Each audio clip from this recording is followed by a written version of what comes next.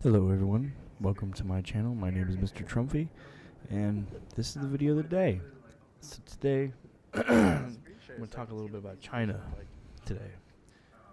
So if you don't know what's going on in the world right now, I would highly recommend you go do some research, educate yourself what's going on in the world. Things right now are ramping up heavily in the South China Sea and the Indo-Pacific area. So before I get into what's going on, really, I have to talk about the U.S. and Chinese, the U.S. and China's relationship in the last, let's say, the 80 years. So since 1950, we'll start in 1950, 1949. So in 1949, the People's Republic of China was established. New government, Communist Party leader Mao Zedong established the republic. And then 1950, June 1950 to be exact, the Korean War broke out.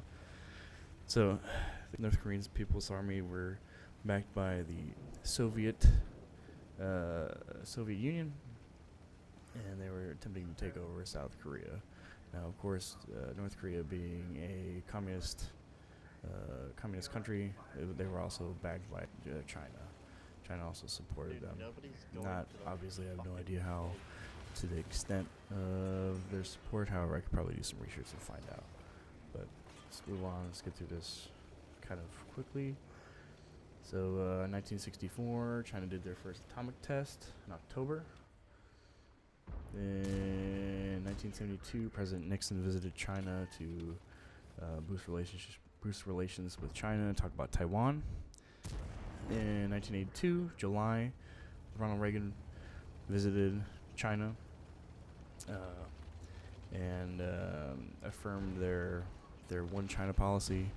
So basically, it meant that we're not going to be involved with the Chinese and Taiwan, the Chinese and Taiwanese mediation. We weren't going to do anything to, if China wanted to take back Taiwan, we wouldn't do anything, essentially. And that was the posture at that time. And then, come 1996, Taiwan did their first free presidential vote. The Nationalist Party won in Taiwan for the first time since 1950. Pretty great event for the Chinese government. So 2007. Between 2006 and 2007, so the Chinese increased military spending. So it matched, if not exceeded, the United States military spending and the budget that they spend on them. The budget they spend on their military. So currently, as it stands, right now, China has significantly more force than the United States, according to what's on. This is all Google. So, according to what's on Google, which who knows if it's right or wrong, we have no idea. The Chinese outnumber the United States military. Does that mean they're a more prominent and more powerful force? No, not necessarily. It just means they have more bodies to throw into the fire. Realistically, doesn't really mean a whole lot. But in terms of force and posture, they're significantly larger, about 50% or about 100% larger, actually. Let's see here. So in 2010, China becomes the world's largest economy, the world's second largest economy. They're second only to Japan, which at the time was breaking in about $5.8 trillion in 2010, which is a significant amount. 12 years ago, excuse me. And then between 2010 and 2014, there was a lot of trade tension during the Obama administration. And then 2015, May 30th specifically, the Chinese government created a landmass on Subi Reef in the Spratly Islands. So you can Google this too. It's basically used for military movement, military posture.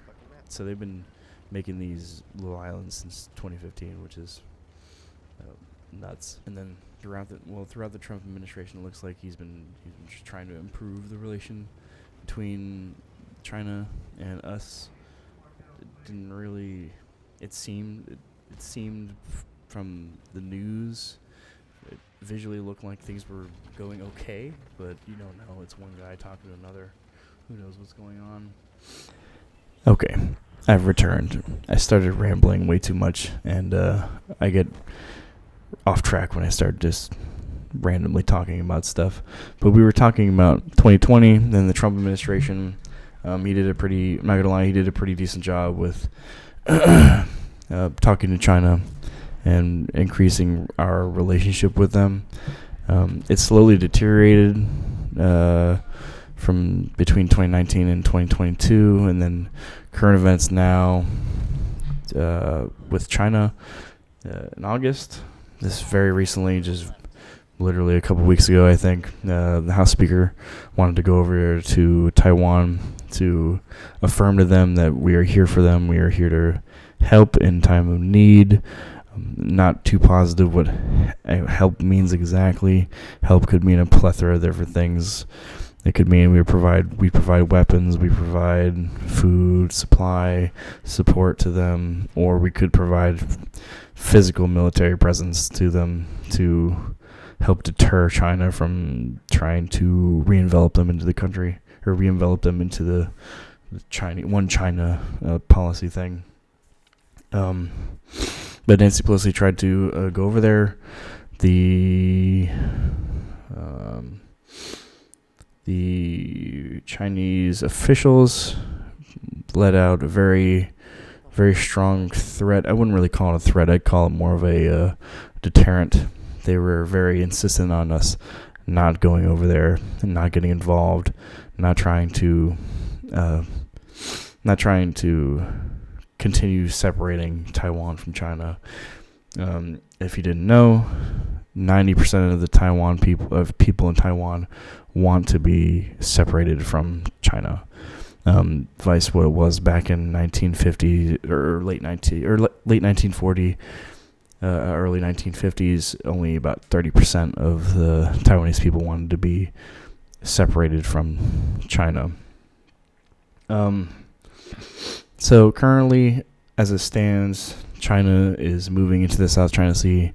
They have built islands out in the middle of nowhere to increase their posture and their presence in the China and South China Sea, which inherently increases the Americans or the United States' posture out in the South China Sea. I'm assuming I would hope so. I would hope that in response to this we would increase presence, but who knows? So that's kind of where their posture stands. They're trying to slowly work their fingers out further and further and further until they have more than likely complete control of the South China Sea, giving them kind of full range to do whatever they need to do when it comes to retaking Taiwan. Financially, in terms of country finances, I'm not a financial specialist. Don't take any of my word for the word. But so from what I can Google and what anybody can Google, China currently pulls in about $17 trillion in revenue. That's a significant amount if to put it in perspective. America only pulls in about $5 trillion a year. I believe it's 5. I want to say it was $5 trillion. $5.3 trillion per year. Compared to China's almost 18 trillion. That is a significant difference between the two countries. And on top of that, you have to remember also the United States is in a significant amount of debt with other countries. I believe our debt is somewhere along the lines of $24 trillion in debt.